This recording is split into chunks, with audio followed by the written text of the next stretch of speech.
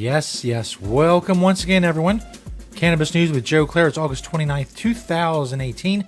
Presented as always by the Marijuana Times. Check us out at marijuanatimes.org. Click the video tab if you want to see this show. You can also find videos of this show on YouTube and on Vimeo if you want the audio-only version. Of course, Apple Podcasts, search Marijuana Times on there.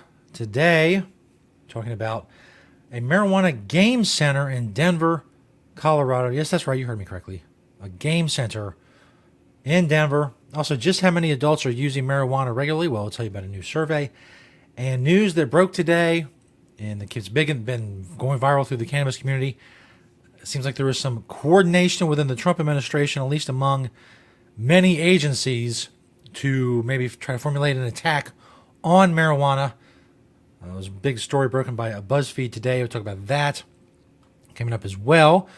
First, of course, Cannabis News brought to you by Natureside, nature-side.com. Site is spelled C-I-D-E. Check out their organic, all-natural pesticides. Grow safe and poison-free. Don't use harmful pesticides on your cultivation, on the cannabis you're growing.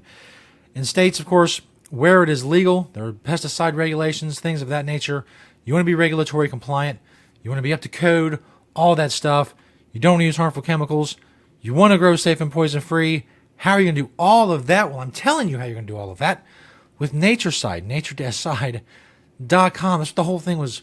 I was coming back to Natureside. I know I went a little farther out that time than usual, but sometimes you got to mix it up a little bit. And they're an awesome sponsor. And sometimes they deserve a little, but I brought it back around, as I always do. This is the first story by yours truly over at Marijuana Times, marijuanatimes.org. A marijuana game center coming to Denver, ? Well, it actually is, barring unforeseen circumstances. The second social use consumption license for legal marijuana was awarded in Denver. It's going to be someplace called Vape and Play. Basically, going to have a custom bar with built-in vaporizers where people can vape cannabis. And also, according to their, again, all these stories, as always, are linked in the description of this video. Their website says, quote, Vape and Play will offer everything from classic board games, coloring books and cards, to trivia night and yoga class, educational seminars and tasting events, even a comedian or musical group thrown in to the mix. It's basically a place where you can congregate and consume marijuana, vape marijuana, and enjoy yourself. I foresee in the future, I see like Dave & Buster's is. If you don't know what Dave & Buster's is, well, you know what Chuck E. Cheese is. One of those two references. It's going to be something like that. You're going to be able to smoke weed in a place that has all kinds of stuff in it, just like Dave & Buster's. Eat, have a great time, just like you would go there and drink a beer. So you go into a Fridays and drink a beer. Be able to, there'll be places where you can go and vape or try edibles or even smoke. There are big, outdoor patios where you can chill with people. But that's not just going to spring up out of nowhere. I mean, activists have to push for that, especially in places where marijuana is legalized. That is the furthering of the legalization, the lessening of restrictions, the lessening of regulations, the lowering of taxes, and the expansion of access, all those things. If they don't get done when legalization is happening in a particular state, they need to get done soon after. I know they're working on it in Alaska. They're moving in that direction. Denver now is going to have two places where cannabis consumption is legal. And of course it's big, because you can't smoke in public, and people who are tourists, if they can't smoke in their hotel and they can't smoke in public, then where are they supposed to smoke? There's nowhere. So these are the places that'll be set up for like them. The market will take care of all this if we just leave it alone, let it happen, and all these problems will be taken care of. But it's not going to go that way. And the social use, we talked last week about the social use measure in Denver and how restrictive it is. And we showed the little map where there's just little strips of green and a bunch of red where the places they don't qualify to be, excuse me, and the little strips of green where they do qualify to be. I'm going to update you on that and tell you about the opening of Vape and Play apparently later this fall. So people in Colorado, enjoy that. This next story from Helio.com. 1 in 7 U.S. adults use marijuana.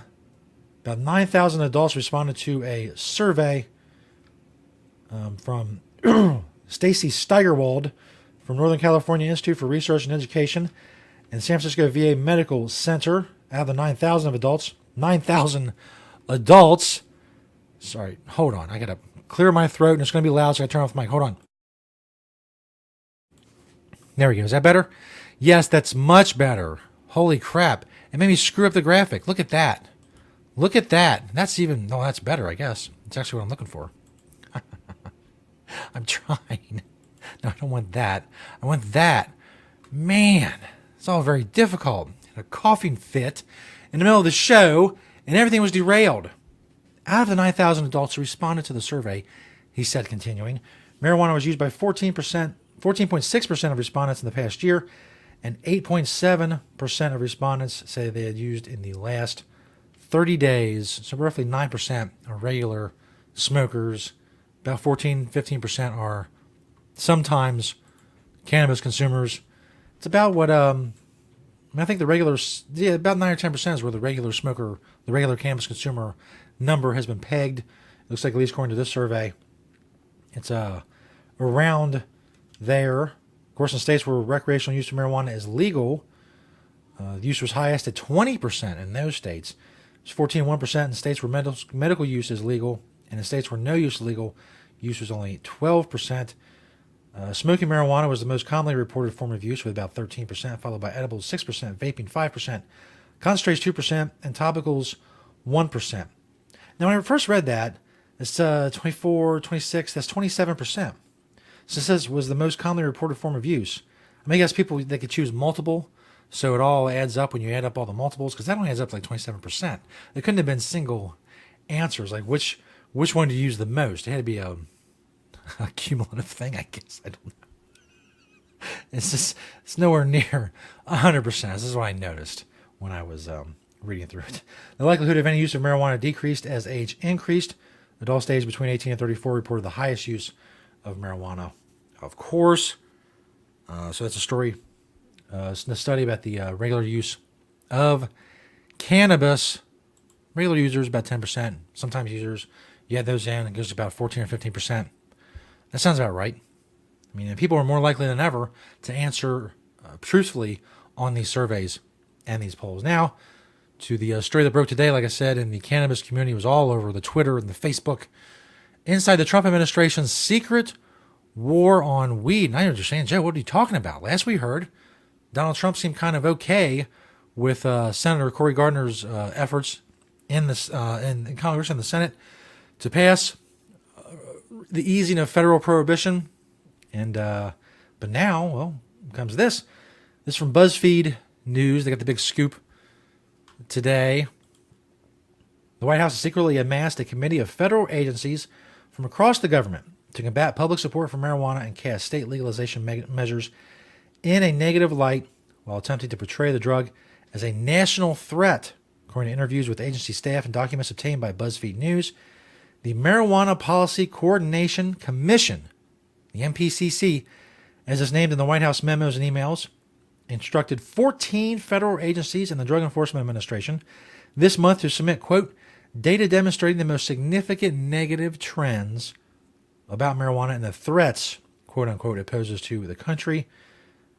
The prevailing marijuana narrative in the U.S. is partial, one-sided, and inaccurate, says a summary of a July 27th meeting of the White House and 9 departments.